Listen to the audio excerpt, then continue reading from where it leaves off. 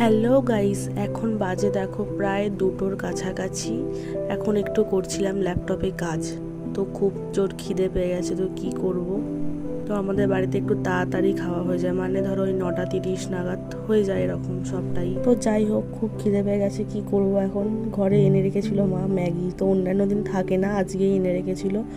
তো চলো এটাকেই বানিয়ে খেয়ে নেওয়া যাক। কী করবো, এখন তো আর কোনো কিছু অপশান নেই।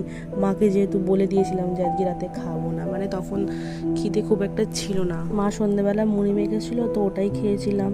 তো 9:30টার দিক করে আর খিদেটা পায়নি বলে খাইনি। মাকে বলেছিলাম আর খাবো না, ভেবেছিলাম আমার হয়তো খিদেটা পাবে না, কিন্তু এখন দেখছি খিদে পেয়ে গেছে। পেয়েছে অনেকক্ষণ ধরেই, কিন্তু এখন দেখছি আরও বেশি খিদে পেয়ে গেছে। তো মা অন্যান্য দিন ম্যাগি এনে রাখে না, আগের দিনই এনে রেখেছে। তো এখন খুব জোরেই খিদেটা পেয়ে গেছে, তো খেয়ে নেওয়া যাক। চলো, ম্যাগি এদিকে বানানো আরম্ভ করে দিয়েছি আমি। আর বাইরে কুকুর এত চেল্লাচ্ছে যে মা বারবার উঠে পড়ছে, তো আমাকে খুবই আস্তে আস্তে করতে হচ্ছিল, কারণ মা যদি একবার জানতে পারে আমাকে তো এক্ষুনি গালাগালি দিতে আরম্ভ করে দেবে। বলবে রাত্রিবেলা যখন খেলি না, এখন তোর খিদে পেয়ে গেছে। তো আমাকে খুবই আস্তে আস্তে কাজ করতে হচ্ছে এখন।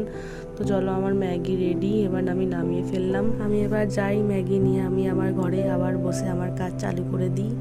তো যাই হোক, নিজের রান্না করা ম্যাগি বলে কথা, ভালো তো খেতে হবেই। চলো টাটা।